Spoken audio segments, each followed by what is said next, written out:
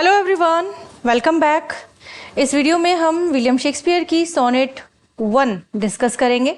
Sonnet 1 को sonnet की first line से भी पहचाना जाता है। फर्स्ट लाइन है from fairest creatures we desire increase.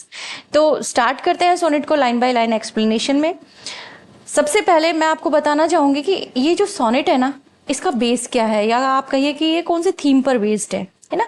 तो आप कह सकते हैं कि this sonnet is about the briefness of human life. आप जानते ही हैं ह्यूमन लाइफ जो है वो मतलब ये नहीं है कि परमानेंट है, टेम्परेरी है, कभी भी वो खत्म हो सकती है, टाइम के अकॉर्डिंग डिके हो सकती है, हाँ, डेथ के साथ खत्म हो सकती है।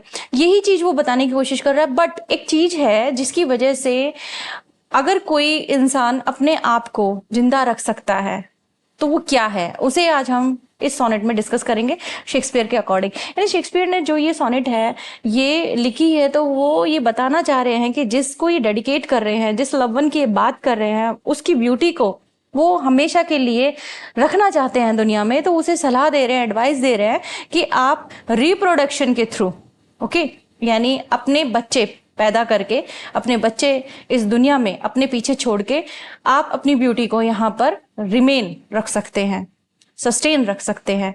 तो चलिए स्टार्ट करते हैं, लाइन बाय लाइन एक्सप्लेनेशन करते हैं। बहुत ही अच्छी सी सोनेट है, और सोनेट आप जानते हैं 14 लाइन की पोएम होती है तो ज्यादा बड़ी भी नहीं है। From fairest creatures we desire increase. तो वेरी फर्स्ट लाइन से ही आपको पता चल रहा है fairest creatures. Fairest means beautiful, creatures आप जानते ही हैं जो जीव होते हैं, प्राणी होते हैं, उनके लिए यूज किया जाता है इसे। From fairest creature we desire increase. We means हम, यानी हर कोई दुनिया के अंदर ये चाहता है कि जो सुंदर चीजें हैं ना वो हमेशा बनी रहें। चाहे उसके अंदर खुद शेक्सपियर जो है उनके वो जो लव वन जिनको वो डेडिकेट कर रहे हैं, जो उनके फ्रेंड हो सकते हैं, उनके नियर डियर हो सकते हैं, जिनको वो डेडिकेट कर रहे हैं ये सोनेट, चाहे वो ही क्यों ना हो, तो उनके लिए भी कह रहे हैं कि हम चाहते हैं, हम सभी दुनिया में जो भी लोग हैं हम सब चाहते हैं कि जो भी चीजें सुंदर हैं वो सुंदर चीजें बढ़ती रहें, हमेशा कभी कम ना हो, खत्म ना हो। That thereby beauty is rose. अब यहाँ पर ना वो रोज जो है उसकी एक तरह से हमें एग्जाम्पल देते हैं। जैसे कि रोज जो खूबसूरत होता है, जिस तरह से गुलाब खूबसूरत होता है ना, वैसे ही सुंदरता को बताया यहाँ पे। यानी जो सुंदरता का गुलाब है, यानी जो ब्यूटी है ना, जैसे कि रोज होते हैं वैसे वो ब्यूटी कभी भी मरे नहीं, कभी भी खत्म ना हो, कभी भी डिके ना हो। और ऐसा वो कर सकते हैं। कैसे कर सकते हैं वो आगे बताएंगे, देखिए। But as the riper should by time decease. लेकिन समय के साथ साथ क्या होता है, समय के साथ साथ जो चीज राइप होती है, जैसे जैसे मेच्योर होती है वैसे वैसे खत्म हो जाती है। जैसे ह्यूमन बॉडी भी बेबी के रूप में जन्म लेती है, छोटा बच्चा, ओके, फिर जैसे जैसे जैसे जैसे ग्रो होता है उसके बाद ओल्ड एज आती है, और ओल्ड एज के बाद में लाइफ जो है वो खत्म हो जाती है। एक प्रोसेस तो यही होता है ना। और मिस हैपनिंग का तो आप जानते हैं कि कोई भी एज नहीं देखती, लेकिन एक प्रोसेस तो यही होता है कि बेबी के रूप में जन्म लेता है इंसान, ओल्ड एज के बाद में वो खत्म हो जाता है। यानी ओल्ड एज जो है ना, वो एज जो है वो एक तरह से राइप पर मानी गई है। और अगर हम नेचुरल ब्यूटी की बात करें, नेचुरल थिंग्स की बात करें, तो जैसे फूल है गुलाब का, तो वो एक कली के रूप में हमारे सामने आया, फिर वो पूरे तरीके से फूल बना, और फिर धीरे धीरे धीरे धीरे वो डिके होना स्टार्ट हो जाता है। उसकी एक पत्ती गिरती है, दो पत्ती गिरती है, वो खत्म हो जाता है। तो एक समय के साथ में डिकीज हो जाती हैं, यानी खत्म हो जाती है। डेथ जो है वो सब चीजों को डिस्ट्रॉय कर देती है। His tender air. अब यहाँ ना एच साइलेंट है, ये चीज आप ध्यान रखना। तो इसको हम जब प्रोनाउंशिएट करेंगे ना तो इसको एयर ही बोलेंगे, ओके। यहाँ एच साइलेंट रहेगा, इसका मतलब होता है सक्सेसर, जो आने वाली जनरेशन है उनके लिए यूज किया है। Tender means young and air means successor, यानी जो आने वाले बच्चे हैं, आपके बाद जो आपके बच्चे आएंगे, जो आपसे जन्म लेंगे, वो हिज मेमोरी, वो आपकी यादों को ताजा रख सकते हैं, यानी आपको जिंदा रख सकते हैं। कैसे, देखिए, जैसे कई बार आपने देखा है, यूजुअली ही होता है ऐसा फैमिली के अंदर, जैसे छोटा बच्चा जन्म लेता है तो जैसे ही वो जन्म लेता है ना, उसको पहली बार जब कोई देखता है तो देखते ही कहते हैं कि किस पे गया है, पापा पे गया है या मम्मी पे गया है, या फिर फैमिली के किसी ना किसी मेंबर को उसके साथ रिलेट कर देते हैं। तो इसका मतलब क्या है कि जैसे हम हैं वैसे ही हमारे बच्चे होंगे। तो यहाँ पर शेक्सपियर जो है वो कहना चाह रहे हैं अपने उस लव वन को कि तुम ब्यूटीफुल हो, खूबसूरत हो, मेरी नजरों से अगर तुम्हें कोई देखे तो तुम बहुत सुंदर हो, और तुम अपनी सुंदरता को खत्म होने से, बर्बाद होने से, नष्ट होने से बचा सकते हो अपनी अपकमिंग जनरेशन के थ्रू। हो सकता है इनके जो लव वन है, इनके जो डियर वन है, वो शायद बच्चे पैदा नहीं करना चाहते हो, तो उनके लिए कह रहे हैं कि तुम ये चीजें ऐसे मत करो। आगे देखिए वो क्या समझाएंगे, आगे चलेंगे हम। लेकिन पहले हम यहाँ ये जो 4 लाइन्स हमारे सामने आई है ना, इनको एक बार अच्छे से एनालिसिस कर लेते हैं, यानी इसके जो भी डिवाइसेस यूज करी हैं वो एक बार देख लेते हैं। देखो मेटाफर यहाँ पर यूज किया है ब्यूटीज रोज में, क्योंकि beauty is compare to a rose. Okay, तो आप यहाँ कह सकते हैं ब्यूटीज रोज, जो वर्ड यहाँ लिखा है इन्होंने, यहाँ मेटाफर है। टेंडर एयर, यहाँ जो जनरेशन की बात करिए, जो आने वाली जो जनरेशन है उसके लिए इन्होंने यहाँ मेटाफर यूज कर लिया है। कैसे? The next generation is refer to as an heir, तो आने वाली जो जनरेशन है उसको इन्होंने यहाँ पे क्या कहा है? Hair, air, sorry, H is silent, so hair is metaphor. Next है आपका personification. Personification, beauty's rose never die, might never die. इसका मतलब ब्यूटी को क्या यहाँ पे क्वालिटी दी है? ह्यूमन क्वालिटी दी है। सुंदरता जो है उसको ऐसा बताया है कि वो मर सकती है, डेथ उसे खत्म कर सकती है, तो ब्यूटी को यहाँ पर्सोनिफाई किया है। टाइम डिकीज का मतलब हो गया कि टाइम भी यहाँ पर्सोनिफाई हुआ है कि टाइम भी खत्म होता है, ये भी नष्ट हो जाता है, डिके हो जाता है, डेथ जो है वो उसको खत्म कर देती है। आगे देखिए इमेजरी है यहाँ, क्योंकि इमेजरी वर्ड जो इमेजरी जो यहाँ पर निकल के आ रही है वो इस वर्ड से आ रही है beauty is rose. Visual imagination आएगी, ये एक ब्यूटीफुल सी रोज की इमेज जो है वो आपकी आंखों के सामने ला देगी। राइपर, ये जो है ये एक ऐसी इमेज आपके सामने लाएगी जो आपको कोई भी चीज फुल मैच्योरिटी पे दिखाएगी, है ना। राइपर वर्ड जैसे आएगा तो आपको या तो कोई फूल की अगर आप अंदर इमेजिनेशन कर रहे हैं माइंड में, तो वो आपको एकदम राइप दिखेगा। कोई फसल की अगर आपने माइंड में, क्रॉप की कोई माइंड में अपने इमेज बनाई तो वो आपको राइप दिखेगी। या फिर अगर हम एज की बात करें तो ओल्ड एज जो है वो आपको एज ए राइपर दिखेगी। तो आगे बढ़ते हैं, कंट्रास्ट देखते हैं। कंट्रास्ट कैसे? कि beauty's rose and time decease, दो चीज हैं, beauty's rose and time decease. Highlight कर रहा है क्या? कि देखो टेंशन है between enduring beauty and the inevitable decay brought by time. Enduring beauty and the inevitable decay, decay जो है वो होना ही होना है और ब्यूटी को बचा के भी रखना है। दोनों चीजों के बीच में कंट्रास्ट है यहाँ पे कि सुंदरता है जिसे बचाना है और सुंदरता जो है एक समय के बाद में खत्म हो जाती है, तो उसे कैसे बचाया जा सकता है। आगे बढ़ेंगे, आगे देखते हैं क्या कह रहे हैं Shakespeare. But thou, here mention हो गया, अब आपके सामने क्लियर हो गया कि ये किसी ना किसी से तो बात कर रहे हैं, यानी किसी ना किसी के बारे में तो कह ही रहे हैं। अब इन्होंने जो दाउ वर्ड यूज किया है ना, it is an archaic word, it means you. Okay, देखिए यू यानी तुम, लेकिन तुम, अब देखो यहाँ क्या कर रहा है उनका दोस्त जो है, उनका नियर डियर जो है वो क्या कर रहा है, उसको वो क्या समझाने की कोशिश कर रहे हैं। यहाँ जब उन्होंने तू शब्द यूज किया ना, यू शब्द जो यूज किया ना, उससे हमें समझ में आ गया कि यहाँ वो उसी को बोल रहे हैं। ये चीज कहीं वो मान नहीं रहा है आगे अपनी लाइफ को बढ़ाने के लिए, वो अपने बच्चों को इस दुनिया में लाने की शायद सोच नहीं रहा है, इसलिए वो ऐसी बातें कर रहे हैं। कह रहे हैं कि but thou contracted to thine, thine is also an archaic word, it means yours own bright eye. क्या कह रहे हैं कि बट दाउ यू, लेकिन तुम ऐसे हो जो सिर्फ अपनी ही आंखों तक सीमित हो, यानी तुम्हारी इतनी ब्राइट आईज हैं। अब यहाँ पे एक तरह से उसकी आंखों की तारीफ की है कि तुम्हारी आंखें कितनी चमकदार हैं, कितनी सुंदर हैं, ब्यूटीफुल है तुम, लेकिन वहीं तक सीमित हो, यानी तुम सिर्फ अपनी सुंदरता को खुद ही एंजॉय करना चाहते हो। Feedest, it is also an archaic word, it means you feed. Thy lights flame with self-substantial fuel, कि तुम अपनी आंखों से, अपनी आंखों की जो रोशनी है ना, उससे सिर्फ खुद को ही देखना चाहते हो। सेल्फ सब्सटेंशियल फ्यूल यहाँ पे बोला ना, सेल्फ सब्सटेंशियल का मतलब होता है इंडिपेंडेंट, मतलब सिर्फ अपने आप में ही, फ्यूल यानी ईंधन, यानी अपनी आंखों की रोशनी, आंखों की रोशनी जो है वो देखने के काम आती है। और फ्यूल जो है ना वो भी एक तरह से क्या काम करता है, किसी चीज को आगे बढ़ाने के लिए, चलाने के काम आता है। तो यहाँ जो रोशनी है वो आंखों को देखने के लिए काम में आ रही है एज ए फ्यूल, रोशनी। तो ये कह रहे हैं कि तुम अपनी आंखों की रोशनी को सिर्फ खुद को देखने के लिए यूज कर रहे हो। मेकिंग ए फैमाइन, तुम क्या कर रहे हो? अकाल, मतलब फैमिन जो है ना वो लाना चाहते हो तुम। Making a famine where abundance lies, कि तुम एक ऐसा मतलब अकाल ला दोगे, अगर तुम ऐसा करोगे तो मतलब अकाल आ जाएगा, ब्यूटी जो है वो खत्म हो जाएगी। दाई सेल्फ दाई फो, तुम तो खुद ही खुद के दुश्मन बन रहे हो, अपने आप में अपने दुश्मन बन रहे हो। फो मीन्स दुश्मन, enemy. To thy means your sweet self too cruel, कि तुम अपने आप में इतने क्रूल कैसे हो गए, तुम कह रहे हो कि तुम अपने बच्चे नहीं पैदा करोगे, दुनिया में तुम अकेले ही रहना चाहते हो, तो ये चीज गलत है। क्योंकि अगर तुम्हारे बच्चे नहीं हुए तो तुम्हें कौन याद रखेगा? तुम्हारे बच्चों को देखकर शायद तुम्हारी ब्यूटी को भी लोग याद रखें।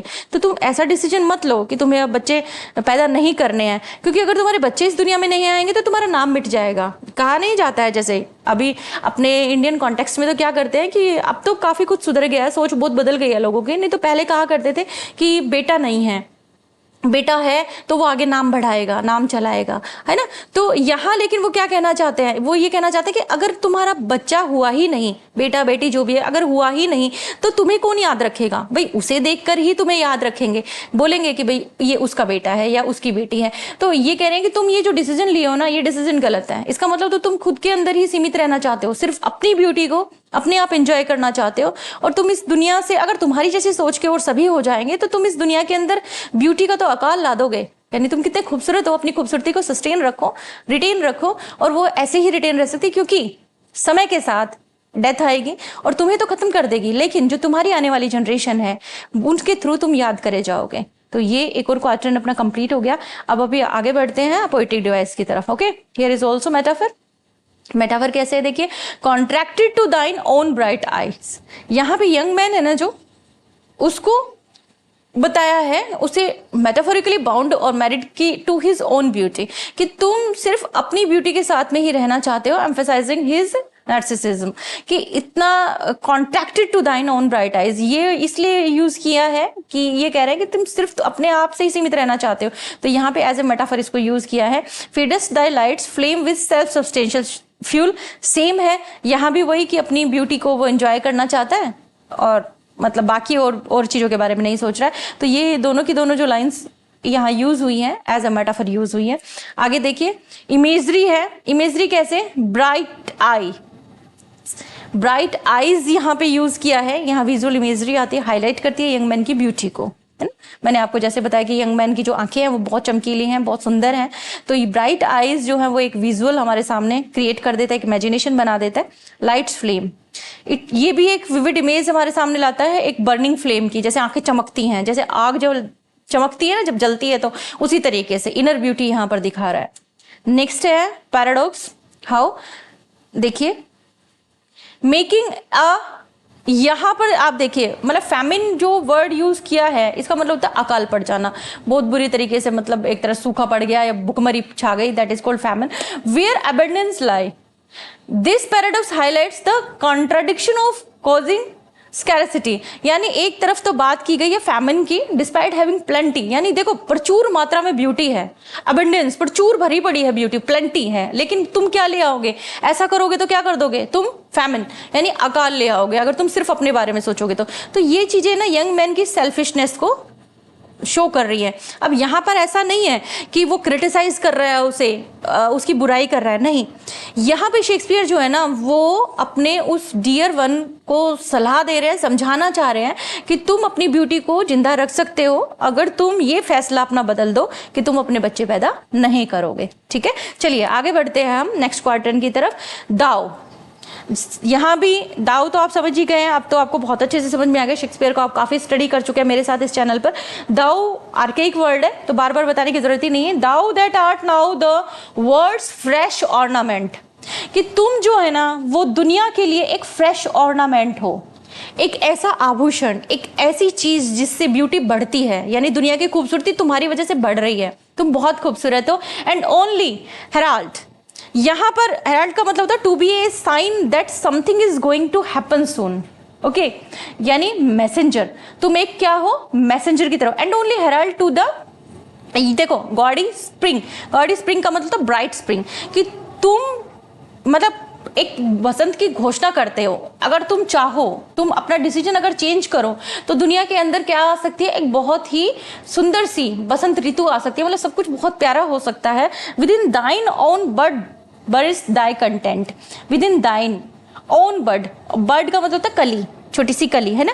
अपनी ही कली को तुम अपने अंदर दबा देना चाहते हो, दाई कंटेंट, अपने अंदर ही दबा देना चाहते हो, यानी तुम अपने बच्चे जो है दुनिया में नहीं ला रहे हो, इसका मतलब तुम ब्यूटी को अपने अंदर ही साथ लेकर जाना चाहते हो। एंड टेंडर चर्ल, चर्ल का मतलब टेंडर चर्ल, इसका मतलब होता है एक मतलब सुंदर सी प्यारे सा इंसान, कोई भी टेंडर चाइल्ड मेक्स वेस्ट इन निगार्डिंग यानी सेल्फिश एक तरह से, या हाँ सेल्फिश जो अपने बारे में सोचने वाला होता है उसके लिए यूज करते हैं। मीन भी कह सकते हो, ग्रीडी भी कह सकते हो। एंड टेंडर चाइल्ड यानी एक तरह से मतलब बहुत स्वीट सा कोई इंसान, कोई कोमल सी लड़की, उसके लिए यूज करते हैं अपन ये वर्ड, है ना, कि तुम्हारी लापरवाही जो है ना इस चीजों को बर्बाद कर देगी। या ये कह सकते हो कि जिससे तुमने शादी की है या तुम जिसके साथ रिलेशनशिप में हो उसकी लाइफ को भी तुम खराब कर दोगे। अगर तुमने ये डिसीजन लिया है, अब ये मान लो सपोज वो अपने नियर डियर को ये चीज समझाना चाह रहा है कि तुम अपनी लाइफ को लेकर आगे बढ़ो, तुम जिससे शादी किए हो या तुम जिसके साथ रिलेशनशिप में हो तुम उसकी लाइफ को भी खराब कर दोगे। तुम सेल्फिश मत बनो, क्योंकि अगर तुमने ये डिसीजन ले लिया कि तुम्हें अपनी जनरेशन आगे नहीं बढ़ानी है, तुम्हें अपनी लाइफ को आगे नहीं बढ़ाना है, अपने बच्चों को इस दुनिया में नहीं लाना है, तो यहाँ तुम सेल्फिश बन रहे हो। तुम सिर्फ अपने बारे में सोच रहे हो। तो अपने बारे में ना सोचकर तुम दुनिया के बारे में सोचो, क्योंकि तुम दुनिया के लिए एक फ्रेश ऑर्नामेंट हो। बहुत बड़ा रिगार्ड दे रहा है, कह रहा है कि तुम एक तरह से ऐसे हो जैसे एक इंसान के लिए ऑर्नामेंट होता है उसकी ब्यूटी में 4 चांद लगाने के लिए, उसी तरीके से तुम संसार के लिए एक ऑर्नामेंट हो। तो तुम ये डिसीजन मत लो, तुम एक ये जो तुम्हारी लापरवाही है ना, ये एक लड़की की जिंदगी को भी बर्बाद करेगी, यानी एक कोई भी जो तुम्हारे साथ कनेक्टेड है उसकी लाइफ को भी खराब कर देगी। ठीक है, चलिए आगे बढ़ते हैं, पोएटिक डिवाइस की तरफ नजर डालते हैं। मेटाफर तो है ही, देखिए हर आपने क्वार्टर में नोटिस किया होगा, मेटाफर तो यहाँ पे शेक्सपियर ने यूज किया ही किया है। The words fresh ornament is also a metaphor. जैसे अब मैंने रीड किया होगा आपके माइंड में स्ट्राइक कर गया होगा, क्योंकि यहाँ पे यंग मैन को ना कंपेयर किया है ऑर्नामेंट से, ये अपन ऑलरेडी डिस्कस कर चुके हैं। Only herald to gaudy spring, यहाँ पे यंग मैन को ना कंपेयर किया है किस चीज से? हेराल्ड। हेराल्ड का मतलब होता है मैसेंजर एक तरह का, someone who announce the arrival of spring, कि तुम एक तरह से एक मैसेंजर हो जो स्प्रिंग ला सकते हो, है ना, स्प्रिंग की घोषणा कर सकते हो। तो यहाँ यंग मैन को कंपेयर किया है। नेक्स्ट देखिए इमेजरी, वर्ड्स फ्रेश ऑर्नामेंट, यहाँ विजुअल इमेजरी आई है, एक मतलब आइडिया है आपके सामने कि कुछ दुनिया के अंदर बहुत ही खूबसूरत जो है वो बढ़ने वाला है। और फिर आगे आता है आपके सामने गॉडी स्प्रिंग, इसका मतलब होता है कि बहुत प्यारी सी, बहुत कलरफुल, सुंदर सा एक मौसम। तो यहाँ ब्यूटी का, एकदम नेचुरल ब्यूटी का जो इमेज है वो आपकी आंखों के सामने आ जाता है जैसे आप इसे पढ़ते हैं।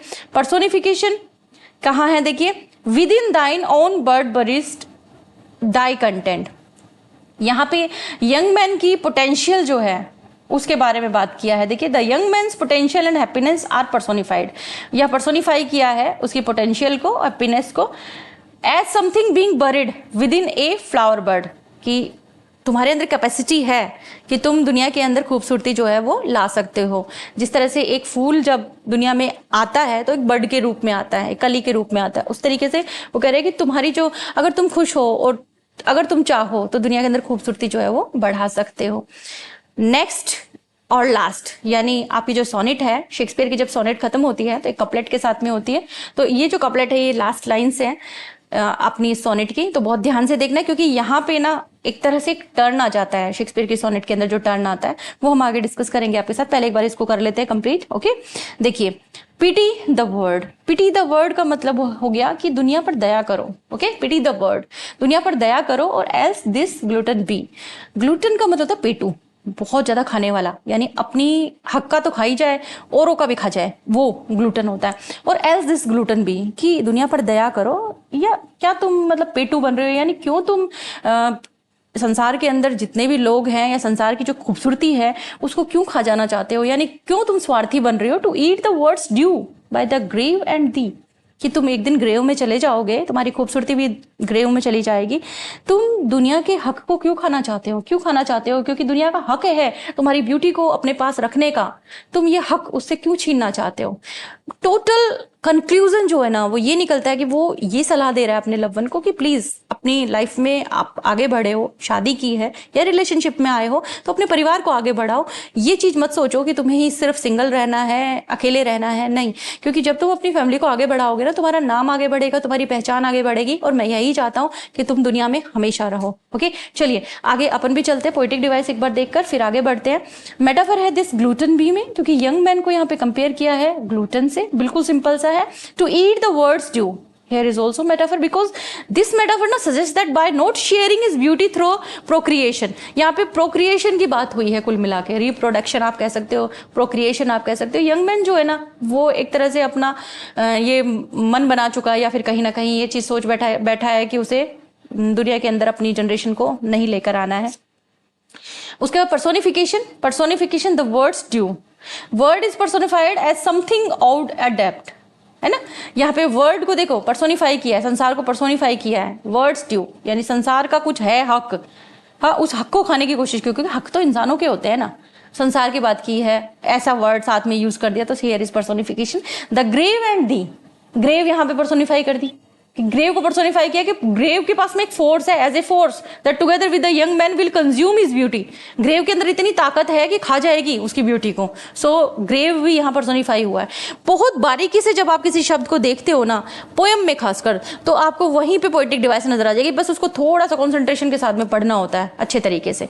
चलिए अब हम हमारी पोएम के बारे में जान लेते हैं, क्योंकि अगर आपने पूरी की पूरी सोनेट कर ली, अच्छे से कर ली, लाइन बाय लाइन स्टडी कर लिया, खाली सोनेट ही नहीं, कोई भी पोएम हो या फिर कोई भी ऐसे हो, कोई भी स्टोरी हो, जब आप उसको पूरा पढ़ लेते हैं लेकिन आप उसके बारे में नहीं पढ़ते, उसे पूरा पढ़ लेते उसके बारे में नहीं पढ़ते, तो अधूरा रह जाता है सब कुछ. तो चलिए पोएम के बारे में पढ़ते हैं. विलियम शेक्सपियर ने इसे लिखा है. ऑथर को देख रहे हैं तो आइकॉनिक एक इंग्लिश प्ले राइट है, आप जानते ही हैं, इनको इंट्रोडक्शन की जरूरत ही नहीं है क्योंकि बच्चा बच्चा जानता है इनके बारे में सब कुछ. तो आगे बढ़ते हैं, फॉर्म देख लेते हैं. पोएम एक स्ट्रक्चर को फॉलो कर रही है जो शेक्सपियरियन सोनेट कहलाती है. शेक्सपियरियन सोनेट की एक स्पेसिफिक राइम स्कीम होती है, that is AB CD CD EF EF GG. Okay, ये 3 क्वार्टर एक कपलेट में डिवाइडेड होती है, जैसे कि आपने देखा होगा. This one is also quarter, this one and this one, it means 3 quarter and 1 couplet. Okay, इस तरह से 14 लाइन की कंप्लीट ये सोनेट होती है. थीम यहाँ पर है procreation and legacy, beauty and time. ये हम बहुत बार इसके अंदर बहुत जोर देकर आपको समझा ही चुके हैं. प्रोक्रिएशन का थीम है यहाँ पे, या ये कहिए लाइफ जो है उसकी शॉर्टनेस बताई गई है, टाइम का जिक्र किया गया है, ब्यूटी का जिक्र किया गया है, इसके ट्रांजिएंट नेचर का जिक्र किया गया है. मैसेज क्या मिल रहा है हमें कि central message of the sonnet 1 is that beautiful people have a duty. Beautiful people यहाँ पर कहा है. ओके, ध्यान देना, ब्यूटीफुल पीपल यहाँ पर कहा है क्योंकि ये किसी स्पेशल वन को उन्होंने डेडिकेट की है और उन्होंने अपने नजरिए से बात कही है, जबकि वो कहना सबको चाह रहे हैं ये बात कि कोई भी इंसान अगर है तो उसे अपनी ड्यूटी ये याद रखनी चाहिए. वो क्या, reproduce and pass on their beauty to future generation. यानी आपके पास जो कुछ भी अच्छा है, खाली फिजिकल ब्यूटी की बात नहीं हो रही यहाँ पे, अगर मेंटली ब्यूटी भी है, ब्यूटीफुल है आप, मेंटल ब्यूटी भी आपके पास है, यानी नॉलेज अगर आपके पास है तो वो भी आपको अपनी अपकमिंग जनरेशन को देनी चाहिए. यानी आप अपने बाद किसी एक को ऐसा छोड़कर जाओ जो आपकी याद दिलाए. Okay, this is the message. चलिए आप विलियम शेक्सपियर के बारे में थोड़ा सा पढ़ लेते हैं. विलियम शेक्सपियर का life span 1564 to 1616. National poet रहे हैं ये इंग्लैंड के. ओके, अगर बात की जाए डेट की कि इनकी बर्थ डेट क्या है, अप्रैल 23 है ना, और इंग्लैंड में इनका जन्म हुआ था. ये एक पोइट, प्ले राइट, एक्टर रहे हैं. 37 प्लेज इन्होंने लिखे हैं, 154 सोनेट्स लिखी है. इंग्लिश लैंग्वेज के बहुत ही ग्रेटेस्ट राइटर रहे हैं, ड्रामेटिस्ट रहे हैं. Okay, now the term sonnet, क्योंकि जब हम शेक्सपियरियन सोनेट पढ़ रहे हैं और सोनेट को डिस्कस ना करें तो अधूरा सा रह जाता है सब कुछ. देखिए सोनेट के अंदर जो इन्होंने तरीका यूज किया है हम उसे ही डिस्कस कर रहे हैं. यहाँ क्वार्ट्रेन ये यूज करते हैं और कपलेट यूज करते हैं. तो देखिए क्वार्ट्रेन क्या है, कपलेट क्या है. 4 लाइन का स्टेंजा कहलाता है क्वार्ट्रेन और 2 लाइन कपलेट होती हैं. पोजीशन क्या रहती है, शेक्सपियर किस तरह से उसको रखते हैं, तो स्टार्टिंग की जो 3 स्टेंजा लेंगे ये वो क्वार्ट्रेन के लेंगे और फाइनल स्टेंजा के अंदर सिर्फ 2 लाइन्स होंगी, दैट इज कपलेट. उसकी राइम स्कीम कुछ इस तरह से रखते हैं, AB CD CD EF EF and GG is couplets rhyme scheme. Okay, and the function कि कोई प्रॉब्लम डिस्कस की जाएगी, कोई थीम जो है वो डेवलप किया जाएगा या कोई आर्ग्यूमेंट को डेवलप किया जाता है स्टार्टिंग के 3 क्वार्ट्रेन में, and the solution is in your couplet, that is last means 2 line. 2 lines के अंदर कंक्लूजन आपको मिल जाएगा, रिजोल्यूशन आपको मिल जाएगा. ये शेक्सपियरियन सोनेट का एक पैटर्न होता है और ये है शेक्सपियरियन सोनेट का राइम स्कीम.